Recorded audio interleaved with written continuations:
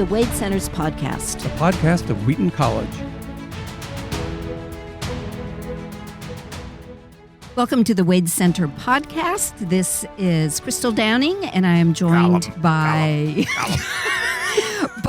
Smeagol, also known as Gollum, also known as David C. Downing, and our producer, our wonderful producer, Aaron Hill. And we are continuing our conversation about the Lord of the Rings. And today we are discussing Book 4, which is the second half of The Two Towers.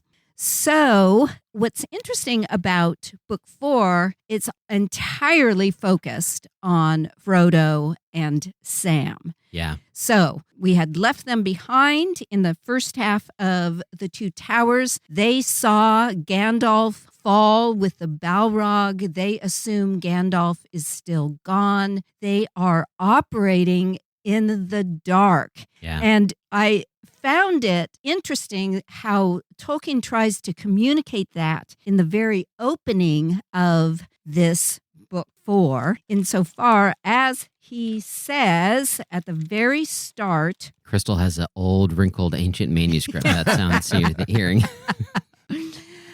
Well, master, we're in a fix and no mistake, said Sam Gamgee. He stood despondently with hunched shoulders beside Frodo and peered out with puckered eyes into the gloom. And it strikes me that that is preparing us for a motif that builds upon a motif we discussed last time in the first half of The Two Towers, Book 3, of how do you interpret signs? How do you know when you're misinterpreting them? There is actually a phrase in this book about he misinterpreted the signs, which reinforces this. Yeah, darkness is a big theme in this book. Oh, my book. goodness. Mm-hmm. Right at the start, Frodo can't see. It is so dark, he actually thinks he has gone blind. Well, and they have to lower down into that ravine, and it gets so dark they can't see down there. Yes. Yeah, well, they're in obviously they're in the part of the world which has been blighted by Sauron and his minions. Yeah. So everything is dry and parched and dark, and all the plants are gnarly. And right. So then, joining this idea of interpreting signs or misinterpreting signs, you get this constant repetition of eyes. Can your eyes penetrate the dark? And just 3 or 4 pages into the opening chapter of this section, Frodo says it's good to be able to see again. Do you know, I thought for a bit that I had lost my sight from the lightning or something else worse. I could see nothing at all. And this word see and sight and eyes is repeated over and over in this section. So let's build from those opening pages about the experience of Frodo and Samwise, and they're having to make their way through the dark, not knowing if they can trust what they can see. Well, speaking of seeing, we're halfway through this epic story. This is the first time we see Gollum. We've been talking about him, hearing from him, seeing his eyes, hearing his footsteps. But when he's coming down this rocky ridge and he looks like this giant black insect with these like suction cup, that's the first time we actually see Gollum in the story. Yeah. And also the first time we hear Gollum firsthand a great deal. Oh my gosh. Yes. What I love is how Tolkien continually gives these descriptions of him. He's like a black squirrel, and he's at this and he's at that. He's sort of like taking different stabs at trying to describe how he looks to people when they see him for the first time. That's a fascinating way he depicts him. Yeah. And they tend to be disgusting, insect-like thing. Yeah. Well, and they describe him as he falls down a cliff looking like a spider, which anticipates what closes today's reading, but we'll get to that later. Well, I was going to ask you guys about Smeagol. Where does Tolkien get the idea for his dual personality and the way he talks? It just seems like a very innovative character in a story. that he has Smeagol and Gollum. He's got these two sides, and the way he talks to himself. And This is much discussed. Some of the other characters, once you get a bead on Aragorn, you know that he's noble, he's selfless, he's brave, he's a good leader. Some people think that Gollum is the most complex character in the whole story. Yeah. Scott Peck, a psychologist, wrote a classic book called The People of the Lie about people who their psychological problems and their moral problems kind of become enfolded. And he says that for all the clinical studies he's read, the best picture of a split personality or a borderline personality that he knows of is Gollum in this work of fiction. Wow. And people always wonder, you hope he didn't know somebody like that. Yeah, I was like, did he go visit a mental asylum? I mean, Right. where does he get this insight into this kind of a personality? Well, that's people don't really know. People don't say, he had a roommate at college. There's, Okay. You there's didn't no get this from obvious source Snorri material. Sturluson? Right, exactly. Didn't get it from Snorri. But the hissing speech, obviously hobbitses and fishes and all that kind of thing. But also his grammar, he's almost always speaks about himself in the plural. Yeah. He hates them. And only occasionally when he says I, Hobbit notices when he says I, he's a little bit more in touch with reality. Yeah. And he often refers to the hobbits in the third person, even though they're standing there. Yeah. So his very grammar shows this kind of fractured personality. Yeah. It's not I and you, it's we versus them. And how interesting Gollum is set up as someone who prefers the dark, perhaps because his works are evil, to quote from John 3. And when the sun rises, it hurts his eyes. Yeah. Right. And Talks about the yellow face. Yes. Yeah, the yellow the face. personification of the sunshine. And just as he hates eating the lembas bread, all those positive elements that nurture the vision and health of the hobbits are deleterious to Gollum because they impede his evil purposes. But even then, we have trouble, and I think that's exactly what Tolkien intended, to try to figure out, well, what's Gollum doing here? Mm-hmm. And several times when the hobbits wake up, they discover Gollum isn't there. Yeah. But it always says there was no sign of him. And that's repeated over and over. There was no sign of him. They have trouble reading the signs of Gollum. Is he just pure evil, or does he want to help them? And we're asking that as well. We're in the dark as well. Well, I was going to say, Crystal, in the very first chapter of book 4, The Taming of Smeagol,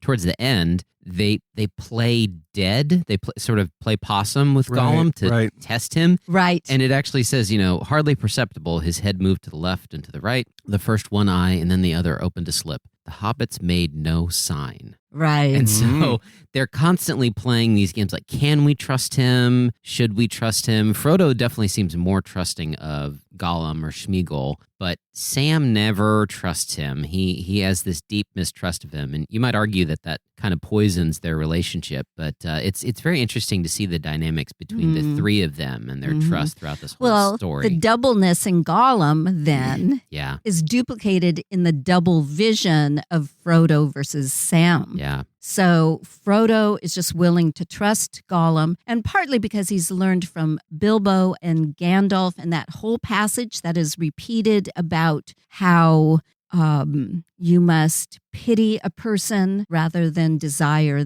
their demise. Yeah, he quotes that passage verbatim. Right. Yeah, I was going to read that. It says, it seemed to Frodo then that he heard quite plainly but far off voices out of the past. And he repeats some of those things, but then he says, I do not feel any pity for Gollum. He deserves death. Deserves death, I dare say he does. And then this is Gandalf speaking in Frodo's memory. Many that live deserve death, and some that die deserve life. Can you give that to him? And so Frodo feels this sense in which, well, Gandalf wouldn't want me to kill him, and that stays his hand numerous times throughout the story. Right. And it even stays Sam's hand at certain points in the story. Well, I don't think Gandalf would want me to do this. Right. And so they have pity for him.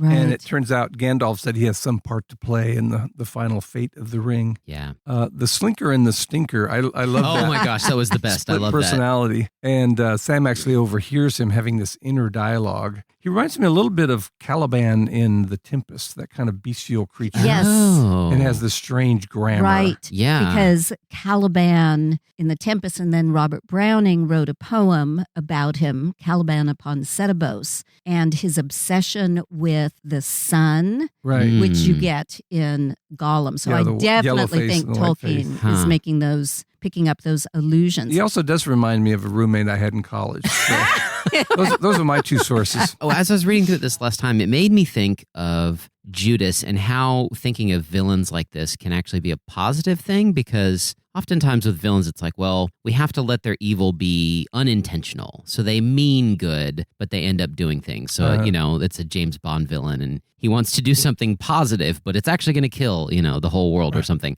Or we make them purely evil. And this idea that you could have a dual-mindedness in somebody where there is a side of them that wants the good, but then there's a side of them that wants the bad. And so it made me think of Judas. And I was reading recently about St. Augustine's commentary in the book of John, and he was talking about Judas and why he betrays Jesus.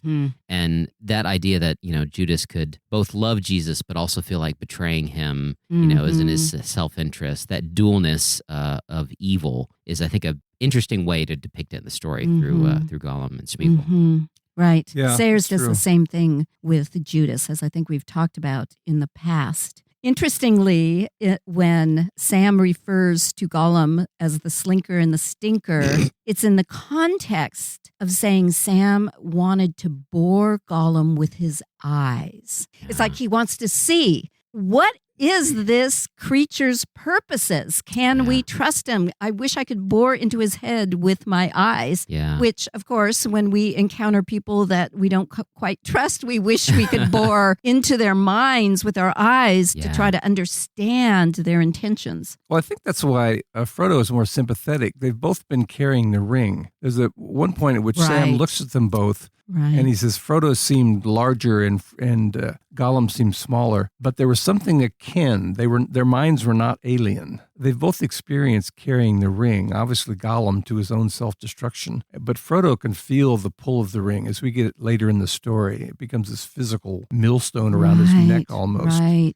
Exactly. Yeah, I was going to say, Tolkien talks a lot about his Gollum's eyes, and in that encounter that Faramir has with Gollum, which again we're skipping around, Faramir looks at him and he sees that there's things Gollum knows that he's not telling them. Right. And so there's this sense in which, he's trying to get the truth out of him because he can see there's truths behind his eyes that he's not revealing. But even the doubleness, since we're talking about the split personality of Gollum that's reflected in his own language, is he being Gollum here or Smeagol? Is it a double personality? Can you trust him when he says I? Even the idea of blindness then becomes more complex when Faramir does show up and he puts blindfolds on Sam, Frodo, and to take them to his cave. Let's hold off on that a little bit, though. Oh, right. Let's go more chronologically. I wanted to go back and talk about the elven rope.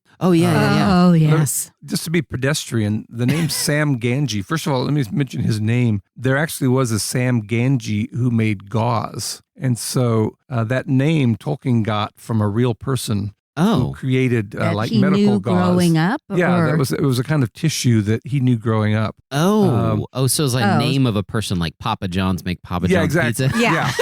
So, not someone he knew, but a product that he was aware of. It was actually invented by a doctor it was called Sam Gamgee. They actually called it Gamgee. Gamgee was a name for medical gauze. He got a letter from someone named Sam Gamgee and said, did you for some reason run into me? Why did you? And he said, no, it was based on this medical gauze, but he sent a complimentary copy of The Lord of the Rings to the real Sam Gamgee. Wow. Which is signed by him, which I'm sure is of great value now. Yeah. So I wanted to mention the name. I also wanted to mention the elven rope. Yes. In The Lord of the Rings, this is an enchanted world and an animistic world. So when Sauron, who's evil and wants to dominate, makes a ring, that ring is evil. You can't use it for good purposes. Yeah. And when the elves make something as simple as a rope, their good nature and their recognition of who their allies are somehow gets into that rope. Right. So, and interestingly, in the dark, the rope kind of glimmers. Right. It So gives them it's some light. aligned with the light. Yeah. Right. I was going to say, David, the rope has a mind or a will of its own, much like the ring Right, does. right. Because Sam, when they're having this discussion, are like, well, how did it just come off of the Right. cliff? I tied the best knot I could tie. And he says, I think the rope came off itself when I called. Yes. Right. And so it's, right. the rope came when it was called. And, it's like it's alive. Right. Right. Well, and that ties to this whole idea that the elves have a type of power to supernaturally infuse Yeah. common elements with their own power. And here, going back to Gollum, when they try to tie Gollum Right. up in that same rope, the rope that saved Frodo and Sam by getting them off a cliff, Gollum is in incredible pain. Yeah. It freezes, Because- it bites. Right. Yeah, the light hurts him. And the very fact that it's elven, they're generally, by their moral nature is good and his moral nature is evil. And just touching an object that was created by elves, he hates elves, with their bright eyes. Once Right. again, he mentions their bright eyes. His eyes tend to gleam green when he's up to no good. You can almost tell when the dark side of his nature is dominant because his eyes turn green. Yeah. Some of these are great cinematic effects. I was going to say, they did that really well in the movie. Right, they did. But he gave them a lot of help. In some ways, it's very cinematic. Tolkien. Oh, yeah. So I wanted to mention the rope. Uh-huh. Also, I didn't want to skip over the Dead Marshes.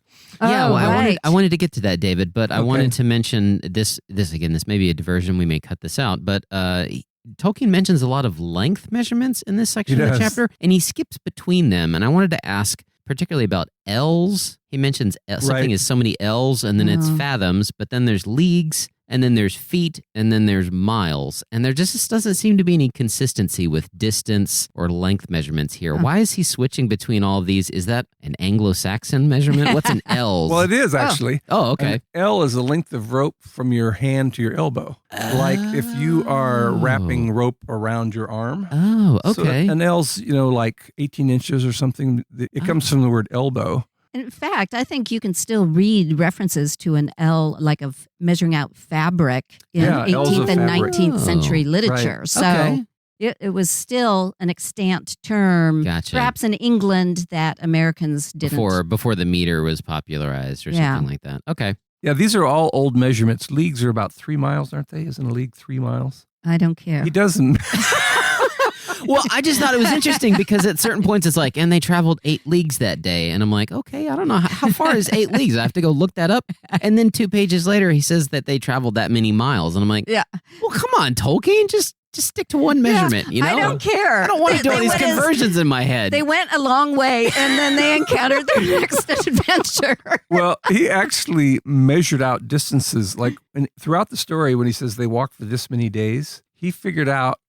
He did a lot of walking during World War I, but he actually did the measurements that if you're trying to get from X to Y and it's 20 miles, how long would it take to walk or how long would it Really? take to ride? Yeah, he made a point. Also, the phases of the moon are consistent. If you go through the phases of the moon in the story, fit Yeah. 1942 when he was. Are you When serious? he figured out a scheme. In Narnia, it's always a full moon.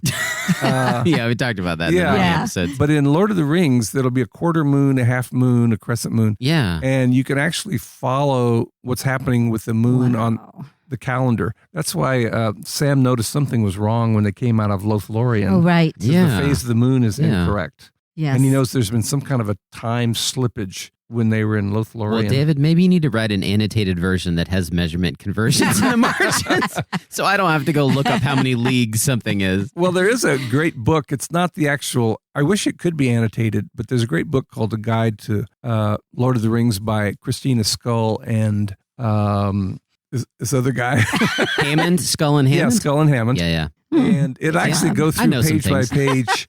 And yeah, Wayne Hammond and Christina Scull, they're actually husband and wife, but they have different names. And it will tell you as you go through a lot of unusual terms. Yeah. At one place, it says he opened his word hoard, which is classic Anglo-Saxon. That's their word for vocabulary. Oh. So he wants this constant feeling of archaism mixing in. He explains at one point that they didn't use any of these measurements in Middle Earth. He's translating for us because they're not speaking in English. Well, then translate just a little bit more, just a little bit more translation.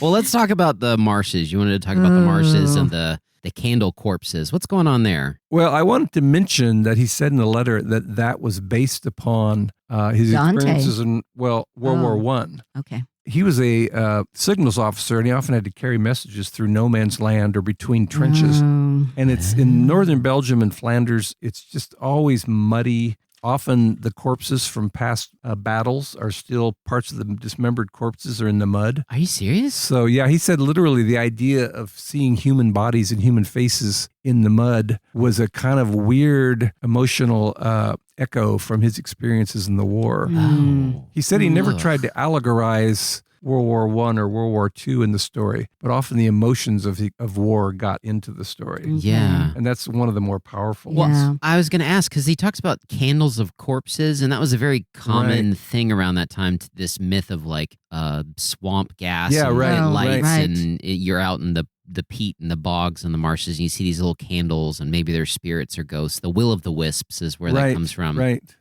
Yeah, so that just seemed like an interesting thing to include in the idea that there were dead bodies down there, Well, that's a much better theory than I assumed it was an allusion, since we know Tolkien said he was thinking about purgatory earlier, that in Canto 32 of Dante's Inferno, one of the places that Dante and Virgil walk is a place with all these faces. Just they have to walk on the faces. Yes. Right.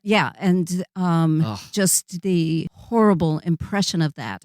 But these faces are frozen in ice. But the idea of faces in mud and marshes makes much more sense as a reflection of his World War I experience. See, you thought of Dante, though, because you have an excellent word hoard, Crystal. Well, I was going to say one of the interesting features and changes in the novel at this point is when Gollum or Smeagol joins the company, they think this is all that's left of the company. At a certain point, they think, we're the only ones left. It's up to us. Gollum's dead as far as they know. I mean, Gandalf. Yeah. Because Gollum won't travel during the day and he's their guide, they have to start traveling at night. And so the language and the terminology shifts, and so now it's about the moon, and the moon's high, or the moon's gliding through the sky, and the white face. The white face, and when the gray light lasted, they cowered under a black stone like worms. So there's this constant description of the landscape, but from a nighttime perspective. And so the narrative shifts to traveling during the night and hiding during the day. And the question then is, just by spending that much time with Gollum, are they becoming like him? For instance, we have that passage when Gollum and Frodo first encounter each other, and it said that Gollum became like a dog. Yes. He shrunk. Oh, right. And Frodo actually says, down, like you were talking to a dog. Yeah. But then after he's leading them for a while, Frodo and Sam are all on all fours. And so they start looking like dogs. Yeah. Gollum says, follow Smeagol, don't look at the light, significantly. He crawled away to the right, seeking for a path around the mere. They came close behind, stooping, often using their hands, even as he did. Yeah. So is his darkness starting to invade them? And later on, then, we have Sam actually starting to talk like Gollum. Oh, yeah. And so I don't know if he is doing it on purpose. Tolkien doesn't reveal whether he's doing it on purpose. Once again, leaving us in the dark. We have to interpret the sign. Yeah. And Sam says, I does ask. And if that isn't nice enough, I begs.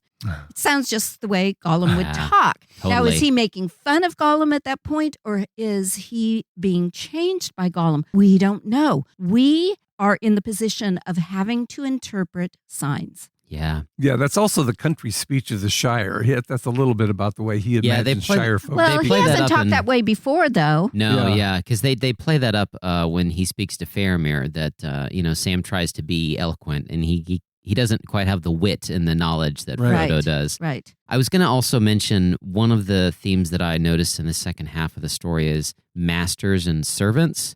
So, the movie kind of depicts Frodo and Sam as just best friends. Right. But in the book, it's more of a knight and his squire relationship. Frodo is, he's got a house that he maintains, and Sam is his gardener. Right. And he refers to him as his master sometimes. And there's this close relationship that they have. But then, because of, trying to get, the only way we can trust Smeagol is if he binds himself to the ring, and he actually binds himself to the master of the ring. So he starts to call Frodo master. Right. Yes. And so you get this three-way triangle where Frodo is kind of leading Sam, but then Frodo is also leading Smeagol, and then there's this conflict between the two of them there at the bottom of the triangle. But there's this master-servant relationship that's played out in the second half of the story. It also reminds you quite a bit of, in World War I, the officer and his batman, who was like his personal servant who would shine his boots and fetch his meals and things. Right. So,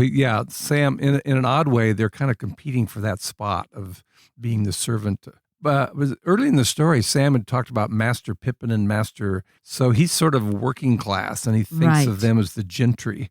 Yeah, so there's some kind of a social strata that's there. just reflecting the time in which Tolkien grew up, where England has still retained a strong sense of class. Yeah. Well, you're also looking at this depiction of Middle Earth where there are kings and lords and, so that's still a little medieval and feudal. Hierarchical. Yeah. Mm-hmm. I was going to mention in the chapter of herbs and stewed rabbits, you see this depicted, and you get an insight into how Sam looks at Frodo. He's looking at his face, and he's looking at his features, and he looks noble, and he describes him as being chiseled. And then he says, he shook his head as if finding words useless and murmured, "I love him. He's like that, and sometimes it shines through somehow, but I love him, whether or no." So there's this deep love and devotion that Sam has for Frodo that goes beyond just friendship. It's a loyalty. Right, loyalty. And there's another passage where Frodo is thinking of Sam, and he says, "Oh, Sam, best of friends."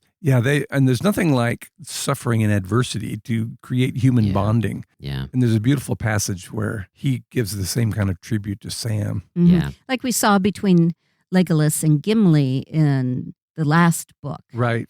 Even though they were of species that were suspicious of each other, that when they have a common focus, like C.S. Lewis's idea of friendship, it draws them together. It creates love when it's not expected. Yeah. I was thinking when I started book 4, I wrote down that Tolkien is a very genius decision to split up the company for this part of the story, because it allows him to focus on these characters in a way that they wouldn't get the kind of attention. So in Fellowship of the Ring, when there's all 9 of them, and they're traveling, you have, one person says one thing, another person says another. But here you're able to have a friendship develop between Legolas and Gimli, and Merry and Pippin get to shine, and everybody gets a chance to shine, and you get to learn more about their characters. And so splitting them up is I felt like it was a very good narrative decision. Yeah. Right. You can get into their psychology, like we were just talking about, the psychology of master versus servant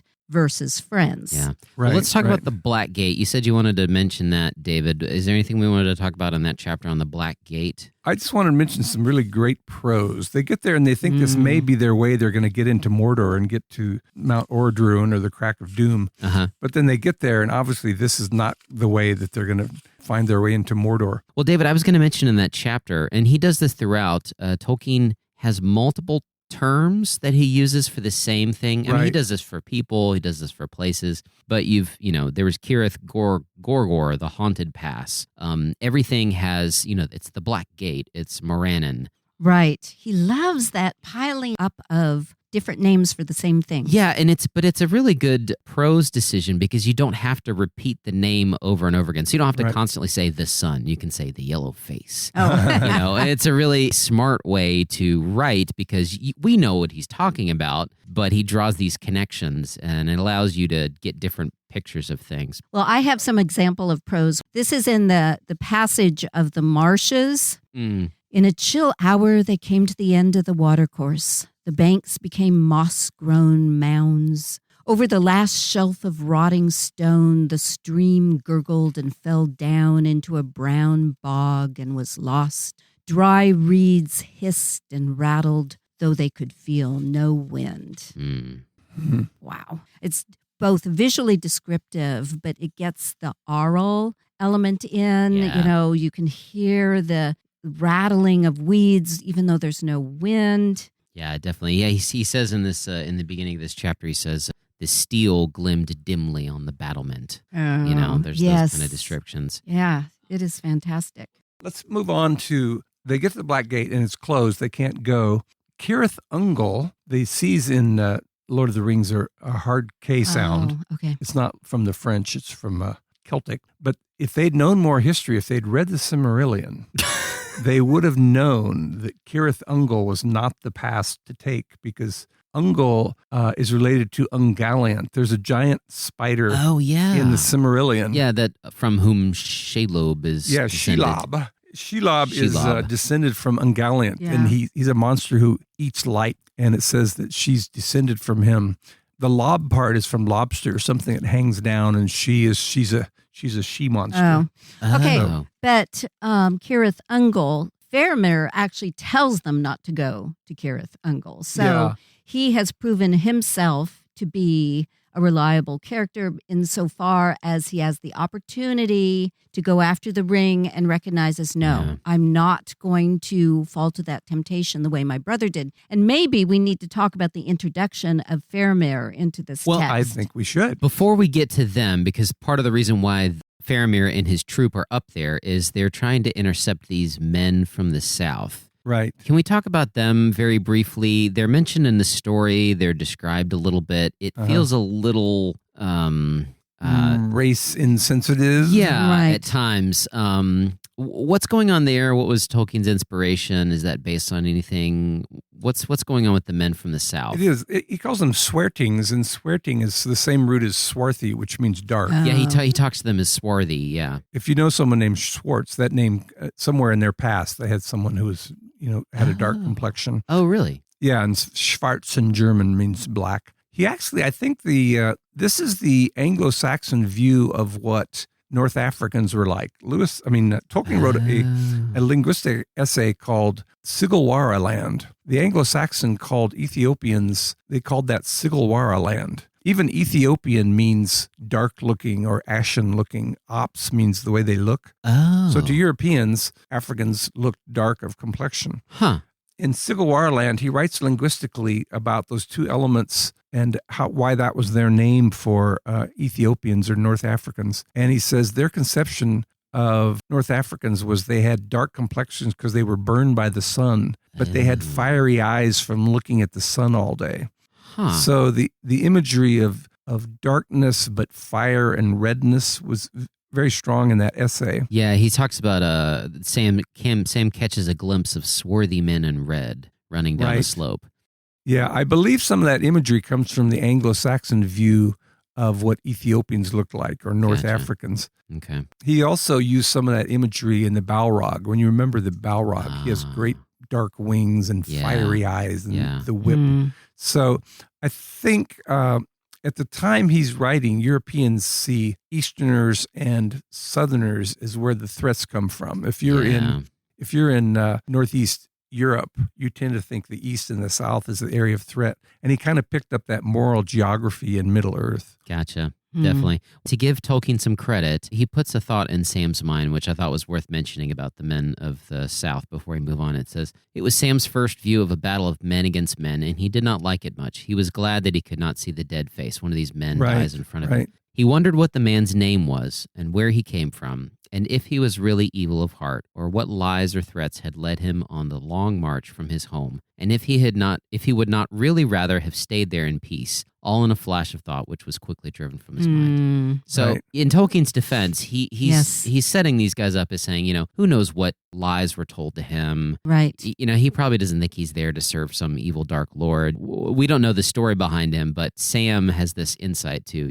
maybe he wanted to stay home just like I did. Once again, it's about interpretation. Do you just judge things by their surfaces, which is what bigotry often does? Yeah. Well, he'd done that earlier when they were fighting at Helm's Deep. There were some humans fighting them. It wasn't all orcs, but they had been told by Saruman that Theoden was a ruthless king, and that they tortured their prisoners and that sort of thing. Yeah, it is interesting. In World War II, many of the Germans that went into Poland had been told that Poles were persecuting German citizens and that they were making incursions in the border. So they honestly, it's one of the most one-sided battles in history, but the soldiers themselves felt they were defending Germany from Polish incursions. There's a famous poem by Kipling called The Man He Killed, and it's the same thing about wondering what your enemy was like as an individual as opposed to being an instrument of the state that you're fighting against. Yeah, definitely. So let's talk about Faramir and his company and the men and that encounter. Once again, we get an ambiguity when he shows up because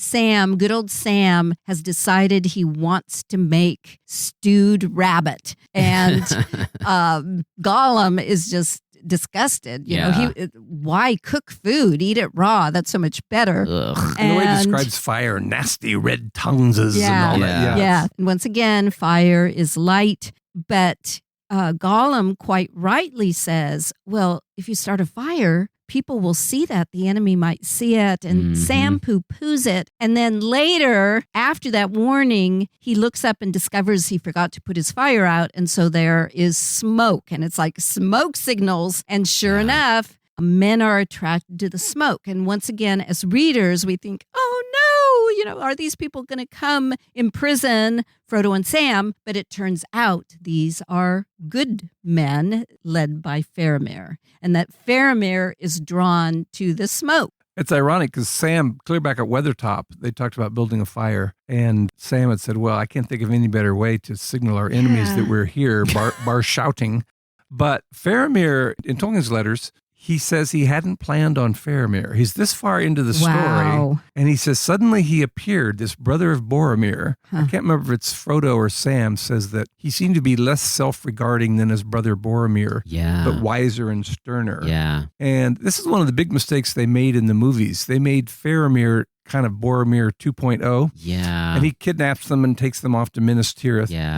But the point is, he looks like Boromir, but he is a foiled Boromir. He understands the way that Aragorn understands that Frodo is on a mission that shouldn't be interrupted and that the king shouldn't be taken. Every good character has a chance to take the ring, and Sam accidentally blurts out that they've got the ring with them. And Faramir suddenly says, well, I could become the great captain. And he fantasizes about what it would be like if he took the ring, just as Gandalf had done that and Galadriel had done that. And then he ultimately rejects it and realizes that's the wrong thing. Well, Faramir also adds more psychological depth to Boromir by creating that character, because here Faramir, rather than just saying, oh, that's just like Boromir, he was just so self-serving, self-centered, he just wanted the power for himself. He understands what the attraction would have been to Boromir. He provides historical context and the frustration of the loss of power. But he understands his brother in that way. Yes, exactly. He's like, oh, I'm pretty sure you guys had some falling out, because that sounds exactly like my brother. He would have wanted to bring Isildur's Bane back and use it from Minas Tirith. So he sees the two sides.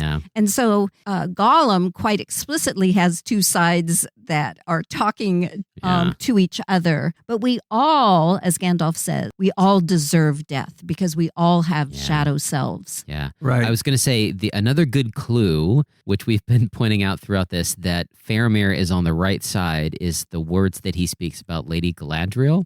So they're talking, and he says, yet I envy that you have spoken with the White Lady. And the Lady of Lorien, Galadriel, cried Sam. And so it's like, we've got this in common, but you can, that's a dead giveaway. If somebody in the story speaks positively about Galadriel or the White Lady, then they're on the good side. That's true. And I think the way he talks about Boromir is the way all younger brothers talk about their older brothers. I think I would have handled it with more finesse. He was a bit of a bull in a china shop. Now, I want to point out, some people say that it's odd that the devout Catholic Tolkien had no religious observances anywhere in The Lord of the Rings.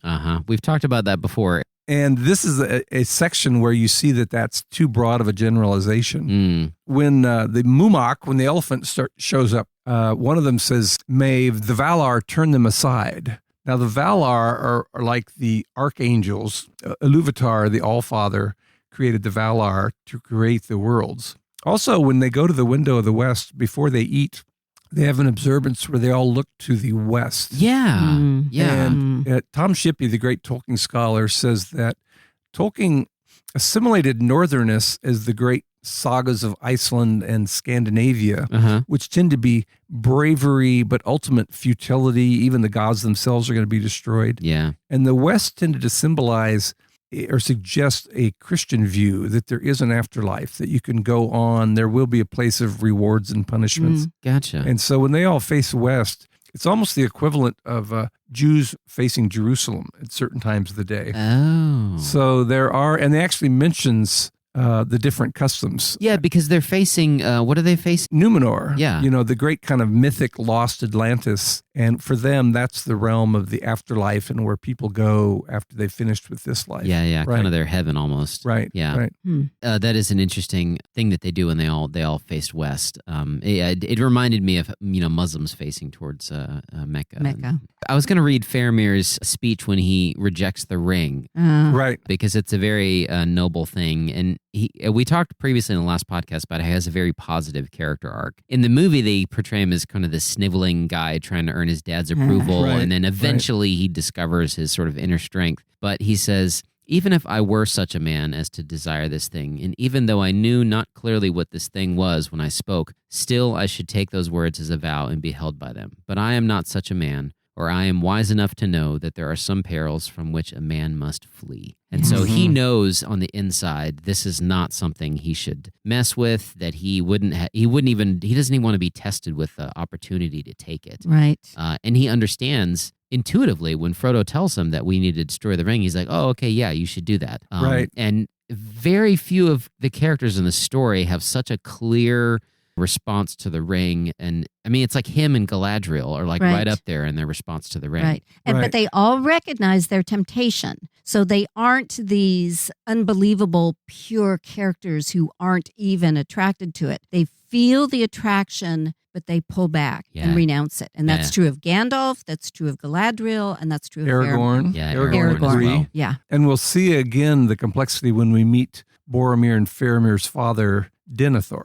Right. He's more like Boromir. He doesn't understand why they can't use the ring. Get there. No, let's talk about it now. I did want to mention, you're talking about his nobility of character. Tolkien said that of all the characters in Lord of the Rings, he most identified with Faramir except for his courage. Wow. But Faramir he knows the lore of Gondor, and so he's a scholar soldier, but he also has this nobility of spirit. And so it's interesting to me, of all the characters, the one he didn't even know was going to appear in the story becomes the one he most identifies with. Yeah. I was also going to mention when he's having a conversation with Frodo at one point, but he's talking about the people, the men of Rohirrim, and we love them, tall men and fair women, valiant both alike, golden-haired, bright-eyed and strong. And he almost describes Éowyn, and it felt like a little bit of a foreshadowing of what's going to happen in Return of the King. And I wondered if Tolkien knew that was coming, and so he includes that passage there, because it seems like an odd thing for them to all of a sudden stray into discussing the men of Rohirrim, and then all of a sudden Faramir starts waxing about how much he admires them. To have that in the story here, did Tolkien anticipate that was going to happen? He does a lot of foreshadowing. There in this passage, Frodo is warning Gollum not to get obsessed with the ring, and he says, "Don't let that thought grow in you." And he says, "You're going to end up either jumping off a cliff or into a fire." And sure enough, no spoiler alerts here. Yeah, exactly. I think he may have intended that. Clear back in when they went into the mines of Moria, Aragorn said, "I'm worried about you specifically, Gandalf. I just think there's something ill-fated about your going back into the mines of Moria." So people, especially good people, have these intuitions. They have a feeling of where fate is taking them. Yeah. So I would tend to think you're right. Okay.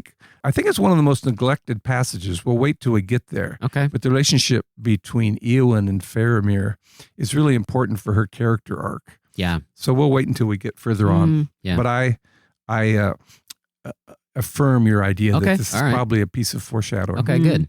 One of the things that Faramir shares is about the gradual decline of Gondor. This is Oh my gosh, part that passage, of his Right. sense of loss. And how he describes it, and this is probably something that Tolkien himself felt, is that people in Gondor, the people with power, got so into their money and prestige. Kings made tombs more splendid than houses of the living and counted old names in the rolls of their descent dearer than the names of sons. Yeah. And so this whole idea that your identity is tied to your aristocratic privilege, that you just happen to be born to a person with money and power, take it for granted, not care for other human beings, spend all your money to puff up and celebrate your own glory. And as well, then, people in Gondor totally mistrusted elves. Yeah. So they relied on the power of money and prestige rather than the power of nature, which is infused with the supernatural. Yeah, he says, we are a failing people, a springless autumn. Yes. And he says, Gondor brought about its own decay, falling by degrees into dotage. Right. Yeah. Right before the passage I just read. One critic thinks that Minas Tirith is an image of Constantinople, that after Rome fell, there's the Eastern Empire, and there's this city, but it doesn't have this real obvious decline, but there's just this slow unraveling of Eastern Christianity. Oh, and the Byzantine Empire. Right. Some people think he's thinking of Byzantium when he describes that would Minas actually make Tirith. a lot of sense with the references to the men of the South because of, World War I. That was a part of, Turkey and everything that was going on there. And so that was a big shift, the sort of remnants of Constantinople and Turkey and North Africa and World War I. Right. And even when we get to the battle scene, we're jumping ahead again. But a lot of the siege engines and the ram and all that, a lot of that, it comes from descriptions of the siege of Constantinople by Europeans, by the way. Yeah. It's ironic that the Crusades, they go, well, as long as we're liberating Jerusalem, let's go ahead and liberate parts of the Rhine. They started persecuting Jews, and then they went and took Constantinople. So it's like, on our way to Jerusalem, we'll make a few side trips. I was also going to say about Faramir before we move on that he instructs his men, which again, this is a sign that somebody's good in Lord of the Rings. One of his men says, you will not have us slay wild beasts for no purpose. And when they're talking about Gollum, and there's this idea that they don't love war and killing things in and of itself. It's only if they have to and for a good purpose and for good reason. So they don't needlessly slay things, even creatures. And to me, that's a further sign of Faramir's character and goodness in the story. Yeah, and his handling of Gollum is interesting. When he tells Gollum that the penalty for coming to the Forbidden Pool is death, and he's interrogating Gollum, George Sayer, who is a friend of both Lewis and Tolkien, brought over a tape recorder once and asked Tolkien to read some of his favorite passages from Lord of the Rings. Oh, really? And it's interesting which ones he chose. He chose the poem about the Oliphant that Sam quotes. But he also quoted the section when Faramir says to Gollum, "Whence do you come and whither do you go? What is your business?" And then Gollum says, "We're lost, lost," said Gollum. "No name, no business, no precious nothing, only empty, only hungry. Yes, we're hungry. A few little fishes, nasty, bony little fishes for a poor little creature. And they say death. So wise they are, so just, so very just." And I'm fascinated that he picked out that passage because he's so pathetic and he is so spiritually empty, but he's also angry that they could consider execution for stealing a fish. So Tolkien himself was really fascinated by the psychology of Gollum. Yeah. He chose several other passages involving Gollum. He didn't choose some of what we think of as these great eloquent passages describing Minas Tirith or describing the landscape. Yeah. He often focused on this strange creature of Gollum in his own readings. Yeah, I underlined that line, only empty. Yeah, because he's saying that about himself, and you're just like, oh, yeah, it really hits home. Yeah, it's very similar to when you accuse a student of plagiarism. You say, well, how do you justify this? And they kind of go, we're lost. I didn't mean to do it. That's not the way I am. You're going to give me an F, so fair, so just. I paid my tuition in full this semester. Yes, I've encountered a few Gollums in my life. All right. Oh, okay. Wow. Good. Students, do not plagiarize in David's class. So Faramir Yeah, he lets leaves, them go.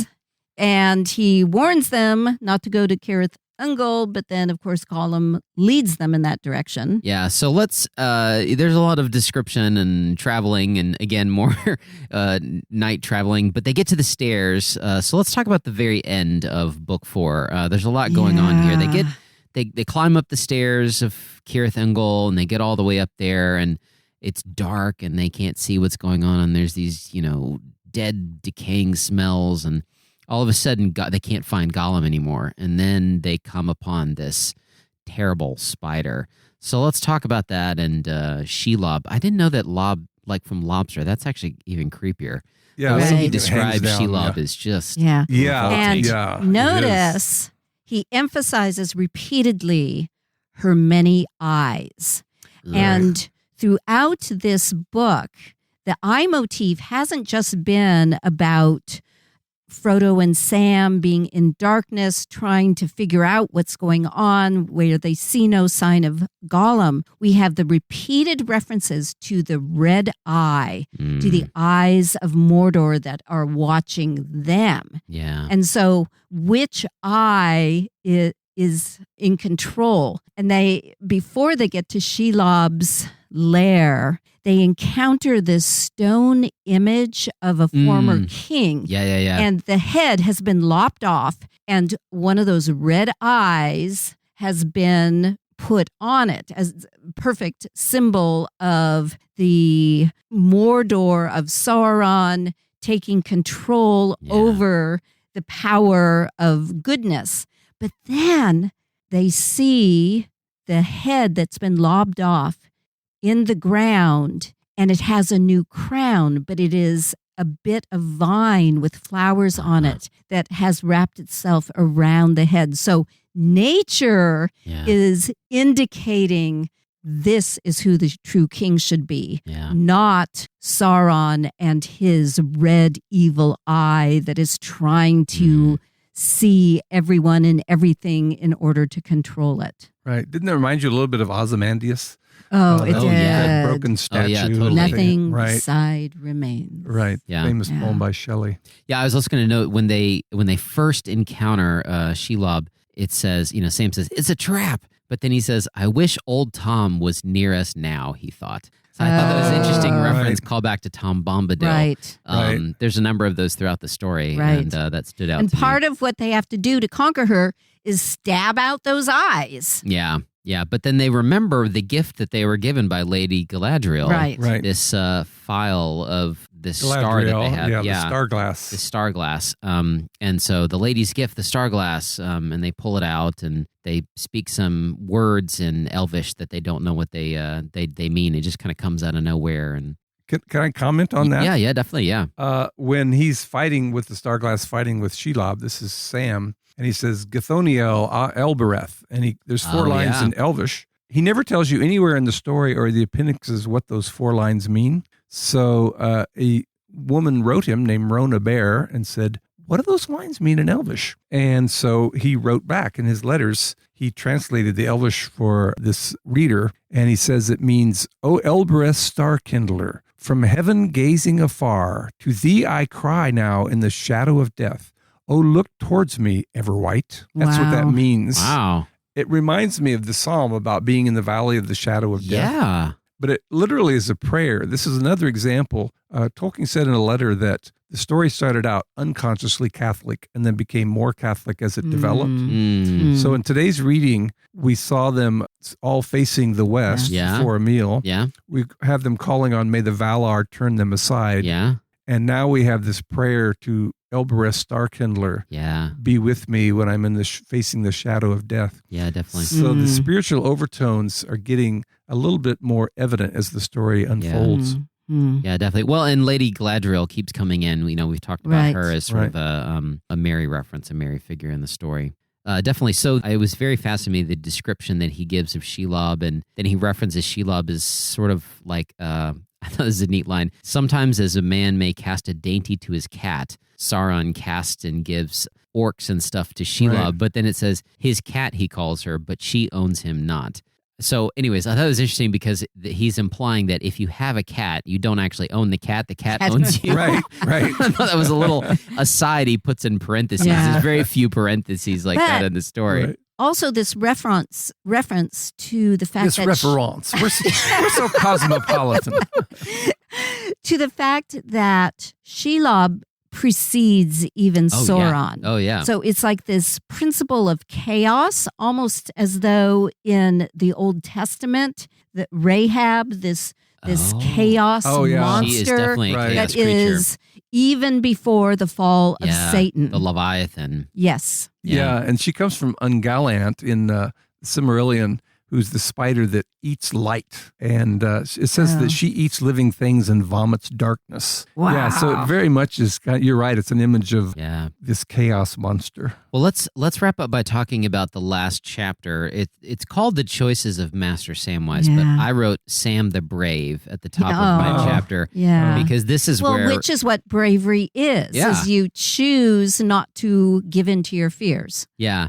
And so it says there, Sam did not wait to wonder what was to be done, or whether he was brave or loyal or filled with rage. He sprang forward with a yell and seized his master's sword in his left hand. Then he charged. And so he actually attacks Shelob and manages to defeat her, at least temporarily. Right. And Wounded, at then takes on the task of wearing the ring. Yeah, let's talk about that for a second, about him picking up the ring and becoming a ring bearer. That's a very interesting passage. Yes. And once again, not for his own self-promotion, but because out of love for Frodo, he wants to carry on Frodo's commitment. Yeah. So he is not tempted. Unlike all the other people with power, he is doing something for love. But he did fantasize about becoming Samwise the Great and having armies come. Does that happen in this passage? Or No, the this next doesn't passage? happen here. It happens Okay. later. He will have a fantasy about what it would be like if he used the ring. And then he sets it aside just as all the other good characters do. Yeah. I was going to say, he says when he thinks Frodo is dead, he says, don't go where I can't follow, to Frodo. And so you see the depth of his devotion. And then in this moment when he realizes that this is the picture he's seen in the mirror that Lady Galadriel showed him. And I wanted to read this paragraph because it just broke me. It's just so sad. And then black despair came down on him, and Sam bowed to the ground and drew his gray hood over his head. And night came into his heart, and he knew no more. Beautiful prose. He's just mourning the loss of he's just sure that Frodo is dead, and he's like, the only path forward is I'm the last one left of the company. I must take this ring and finish this mission or die trying. Right. Right. And then he finds out at the very end, of course, that he's not dead. No, he doesn't. No, it's the end of the story. Doesn't he find out? Yeah, he finds out at the end that he's not dead. I thought the orcs carried Frodo away. Well, they do, did, and then but, he stands at the door and he's listening to Gorebag, Shagrat, Meshach, and Abednego. Exactly. That's what I think of, yeah. Well, Tom Shippey says that Tolkien accidentally starts humanizing them because as Sam overhears their conversation. Right. Yeah, and he can translate it because he's got the ring now. Yeah. Yeah, and right. they're kind of suspicious of the evil intentions of their leaders. Mm-hmm. Yeah, they're very much like the average soldier. They say after the war, maybe we'll find some place with some of the lads and we'll settle down. And they're very distrustful. They say even these higher-ups don't always understand what's going on. And Tom said you see some loyalty, you see some camaraderie, you see the suspicion of the ordinary soldier for their leaders. Yeah. And he said it's interesting because Tolkien often portrays them as soulless creatures that are good for nothing but destruction. Yeah. But every once in a while, when the orcs were carrying off Merry and Pippin earlier, and now when you overhear this conversation, he starts humanizing them in an interesting way. Yeah. And you start wondering, well, couldn't these people be redeemed? Couldn't they be converted? It's an ongoing issue for Tolkien himself. Really? Yeah. Do orcs, are they are they human? Do they have a soul? Are they Yeah. redeemable? Well, it's like you mentioned in the last episode, do trolls have souls? Right. Yeah, that's coming up again with orcs. Yeah. Okay. So it's just an interesting aside that whenever Tolkien puts his hand to characterization, they start taking on dimensionality. Yeah. Even though in terms of the story, they're just the soldiers of the evil master. Yeah, I get a little frustrated at the end of this story because he keeps going on and they're having these inner dialogues like, I don't really care about what these orcs are talking about. But he does humanize them a lot here. Once again, showing the doubleness there. Mm. And then we learn that what we thought was dead, Frodo, is actually alive. And maybe even in the orcs, what we thought was totally dead, there might be some life there. Yeah. When this first came out, these were separated by, so you had to wait almost a year. Oh, was that where that came from? For the third book. Yeah. In the 50s, they came out originally 2 in 54 and then 1 in 55. So you would have to wait almost a year to find out what's going to happen next in this story. Okay. All right. Interesting. Talk about cliffhangers. Yeah, I was going to say. And they're almost literally on a cliff here. Yeah, I was going to say when I read this, I got to that last paragraph and I was like, okay, now I have to immediately pick up the third book and keep reading. Right. Yeah, definitely. Oh, and poor people had to wait a year. Yeah. David, would you read that last paragraph or maybe the last two paragraphs? I think that would be a good way to end the episode. Sam yelled and brandished Sting, but his little voice was drowned in the tumult. No one heeded him. The great doors slammed to. Boom. The bars of iron fell into place inside. Clang. The gate was shut. Sam hurled himself against the bolted brazen plates and fell senseless to the ground. He was out in the darkness. Frodo was alive, but taken by the enemy. The Wade Center podcast is a production of the Marion E. Wade Center at Wheaton College in Wheaton, Illinois. Our hosts are the co-directors of the Wade Center, Drs. Crystal and David C. Downing. Our episodes are produced and edited by Aaron M. Hill. If you enjoy the podcast and the content we offer, please leave us a review on iTunes, tell your friends, and consider making a donation to the Wade. The Wade Center is entirely self-funded. Financial gifts help support the expert services, vast collections, and varied programming we offer at no cost. If you have questions about the podcast or suggestions for future episodes, please email us at wade@wheaton.edu or contact us via Facebook, Instagram, and YouTube. To learn more about the Wade Center, our 7 British Christian authors, what we offer, and how to make a donation, visit our website at wheaton.edu/Wade.